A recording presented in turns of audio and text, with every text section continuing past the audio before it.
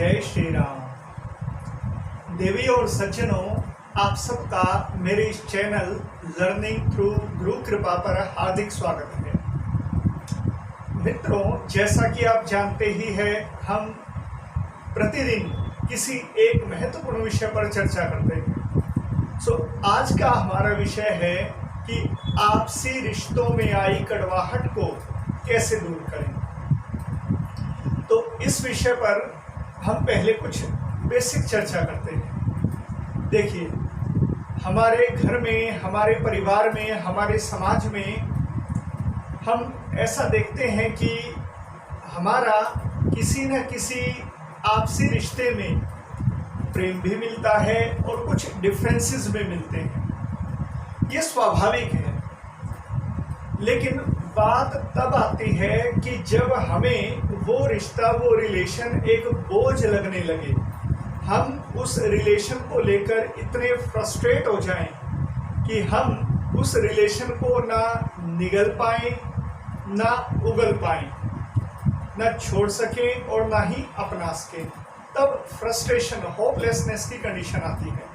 तो ऐसी कंडीशन में हम क्या करें, तो उस विषय में हम आज चर्चा करेंगे। तो सबसे पहले ऐसे रिश्तों से बाहर निकलने के लिए सबसे पहला काम तो ये होना चाहिए कि हम अपने आप से प्यार करना सीखें। First of all, love yourself. जब आप अपने आप से प्यार करेंगे, सबसे पहले अपने आप को सबसे प्रेफरेंस देंगे, तब आप दूसरों के लिए कुछ सोच पाएंगे। अगर हम स्वस्थ हैं, हम खुश हैं, हम पूर्णता में हैं, तब हम किसी के लिए, दूसरे के लिए कुछ कर सकते हैं। हम ही फ्रस्ट्रेट हैं तो हम दूसरे को सिवाय फ्रस्ट्रेशन के और कुछ नहीं दे सकते। तो फर्स्ट स्टेप तो यही है कि हम अपने आप को प्यार करना सीखें। सिर्फ अपने बारे में सबसे पहले सोचें, उसके बाद दूसरे के बारे में। दूसरा पॉइंट ये है कि हमारे रिलेशंस में ऐसा नहीं है कि हमसे नफरत करने वाले ही मिलेंगे हमें।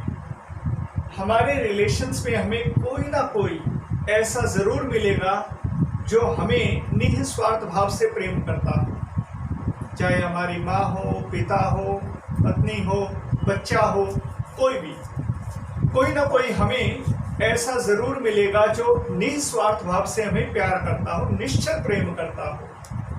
तो दूसरा स्टेप ये है कि हम उसके प्रेम की, उसके प्यार की कदर करें। हम अपना समय, अपनी एनर्जी उस प्यार करने वाले के लिए निकालें, लगाएं। तो फर्स्ट स्टेप, अपने आप के विषय में सबसे पहले सोचें। सेकंड, जो हमसे प्यार करता है, हमें उसके प्यार की कदर करनी है, हमें उसे अपना टाइम और एनर्जी देना है। फिर तीसरा पॉइंट आता है कि ऐसा व्यक्ति, ऐसा रिलेटिव जो हमें सिर्फ दुख देता हो, तो ऐसे व्यक्ति से हम कैसे डील करें। तो यहाँ सबसे इम्पोर्टेंट बात आती है कि उसको हम कैसे डील विद करें, कैसे व्यवहार करें ऐसे व्यक्ति के साथ। देखिए, अगर हम व्यवहारिकता की बात करें तो हम किसी भी व्यक्ति से, किसी भी एंगल से अगर जुड़ते हैं, व्यवहार करते हैं, तो उसके 3 ही कारण हैं। पहला, जो सबसे नॉर्मल है, वो है फॉर्मेलिटी। समाज में हम किसी से भी मिले तो फॉर्मल तरीके से, औपचारिकता के तरीके से हम मिलते हैं। तो सबसे पहले तो आता है फॉर्मेलिटी, जो कुछ समय के लिए हम मिलते हैं, एक दूसरे के प्रति जो एटिकेट्स होते हैं उनको फॉलो करते हैं। तो फॉर्मेलिटी तो हम सब देखते ही हैं, समाज में हम दूसरों के प्रति करते भी हैं, ये कोई बड़ी बात नहीं, हम कर सकते हैं। फिर दूसरा, समाज में ऐसे व्यक्ति, ऐसे रिलेटिव्स हमें मिलते हैं जिन्हें हम पसंद नहीं करते, लेकिन अपने स्वार्थ के लिए हमें उनके साथ डीलिंग करनी होती है। तो यहाँ भी हम कामयाब हो जाते हैं। क्यों? क्योंकि जब हमें किसी से कोई स्वार्थ पूर्ति करनी हो, तब हम अपने स्वार्थ के लिए उस व्यक्ति के अकॉर्डिंग ढल जाते हैं। वो क्या पसंद करता है, हम चाहें या ना चाहें, हम उसे कुछ समय के लिए ही सही झेलने लगते हैं, पसंद करने लगते हैं। क्यों? क्योंकि मूल में हमारा स्वार्थ सिद्ध हो रहा है। और तीसरा फिर वो भाव आता है कि जब हमें दूसरे के साथ व्यवहार भी करना है लेकिन हमारे विचार नहीं मिलते, हमारे में रिलेशंस में डिफरेंसेस मिलते हैं, तो ऐसे व्यक्ति से डील करने में सबसे बड़ी दिक्कत आती है। तो यहाँ पर हमें साइकोलॉजिकली सोचना होगा। ऐसे रिश्ते को निभाने के लिए गीता में सर्वोत्तम कहा गया है। तो गीता क्या कहती है इसके लिए?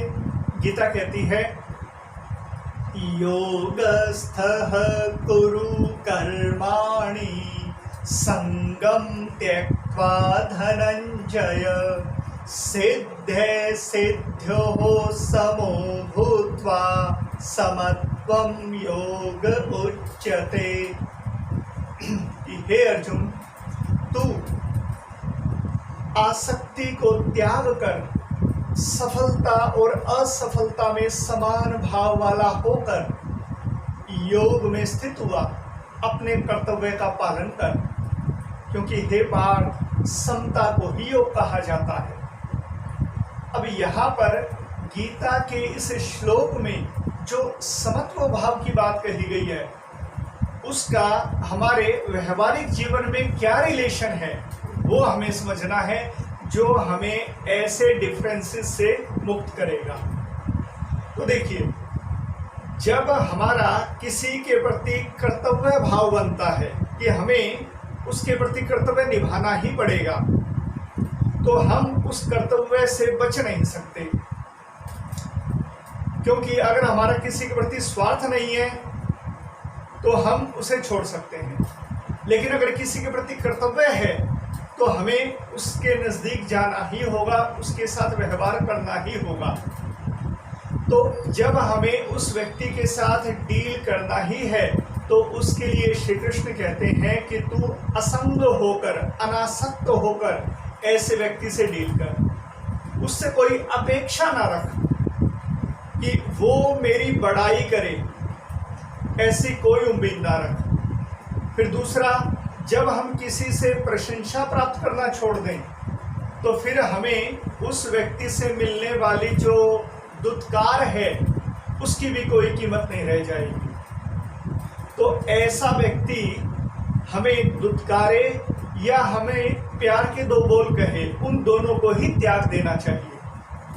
अपने मन में इस बात को दृढ़ता से बैठा लें, धारण कर लें कि मेरा ऐसे व्यक्ति के प्रति सिर्फ कर्तव्य है जो मुझे निभाना है। उसके बदले में वो मुझे दुत्कार दे तो उसकी इच्छा, वो मुझे प्यार दे तो उसकी इच्छा।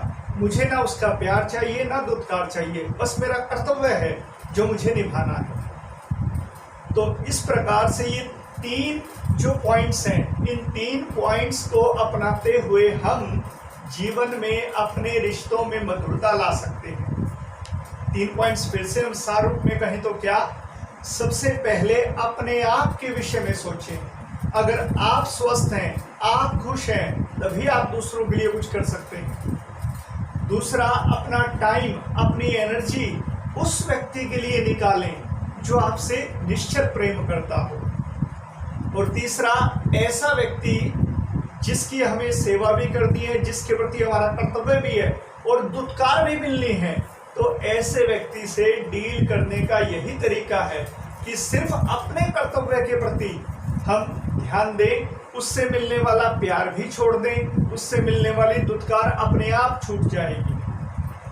तो इस प्रकार इन तीन पॉइंट्स को, इन तीन टिप्स को अपनाकर हम अपने म्यूचुअल रिलेशंस में आए डिफरेंसेस को निश्चय ही समाप्त कर सकते हैं, खत्म कर सकते हैं। तो मित्रों, आपको मेरा ये वीडियो, मेरा ये सुझाव कैसा लगा, कृपया कमेंट बॉक्स में मुझे रिप्लाई ज़रूर कीजिएगा। कल किसी और विषय को लेकर हम फिर चर्चा करेंगे। आज के लिए इतना ही। जय श्री राम।